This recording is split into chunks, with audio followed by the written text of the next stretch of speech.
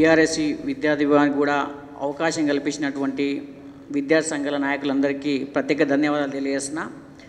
అదేవిధంగా ఈరోజు ఏంటంటే ఉస్మానియా యూనివర్సిటీ అంటేనే ప్రశ్నించేటటువంటి తత్వం. ఎక్కడ ఈ ప్రపంచంలో ఎక్కడ ఏ సంఘటన జరిగినా, ఈ దేశంలో ఎక్కడ ఏ సంఘటన జరిగినా, ఈ రాష్ట్రంలో ఏ సంఘటన జరిగినా మొట్టమొదటిగా ప్రశ్నించేది ఉస్మానియా యూనివర్సిటీ.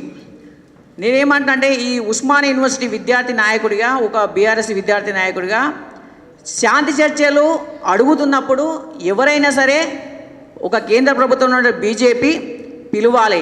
ఎందుకంటే ఈ ప్రపంచంలో మొదటి ప్రపంచ యుద్ధం జరిగింది, రెండో ప్రపంచ యుద్ధం జరిగింది. యుద్ధం ద్వారా సాధించేది ఏమి లేదు.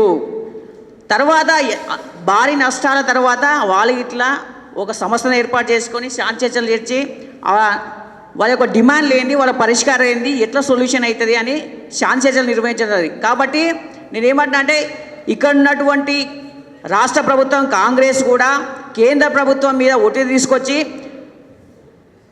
మావోయిస్టులు వాళ్ళు అడుగుతున్నటువంటి డిమాండ్లు ఏంది, వాళ్ళ యొక్క హక్కులేంది, ఆ హక్కుల గురించి మీరు ఒకసారి విన్న తర్వాత ఆ శాంతి చర్చలల్లా విఫలమవుతాయా సఫలమవుతాయా?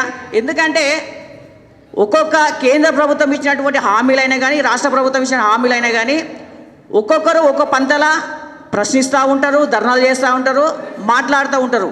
కాబట్టి ఈరోజు నక్సల్ మావోయిస్టులు ఇట్లా తన యొక్క డిమాండ్ లేనిది, ప్రజల కోసము వాళ్ళ యొక్క చేసిన డిమాండ్ లేని పరిష్కరించాలని, అదేవిధంగా శాంతి చర్చలకు కేంద్ర ప్రభుత్వం పిలవాలని ఒక ఉస్మానియా యూనివర్సిటీ బీఆర్ఎస్ విద్యార్థి నాయకుడిగా నేను విజ్ఞప్తి చేస్తున్నానని కోరుకుంటున్నాను. ఈ అవకాశం ఇచ్చిన మీ అందరికీ థ్యాంక్స్.